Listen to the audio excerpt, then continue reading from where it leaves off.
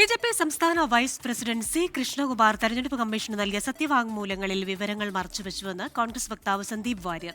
തെരഞ്ഞെടുപ്പ് സത്യവാങ്മൂലത്തിൽ GST ബാധ്യതയില്ലെന്ന് രേഖപ്പെടുത്തി. ക്ലെയ്ഡ് ലോജിസ്റ്റിക്സ് എന്ന കമ്പനിയുടെ പാർട്ണറായ സി കൃഷ്ണകുമാർ തനിക്ക് ഒരു ബിസിനസ്സുമില്ലെന്ന് തെരഞ്ഞെടുപ്പ് കമ്മീഷന് സത്യവാങ്മൂലം നൽകിയെന്നും ആരോപണം. സി കൃഷ്ണകുമാറിന്റെ ഏറ്റവും വലിയൊരു നുണ, ഒരു ഇലക്ഷൻ ഫ്രോഡ്, അത് തുറന്നു കാണിക്കുന്നതിന് വേണ്ടിയിട്ടാണ്.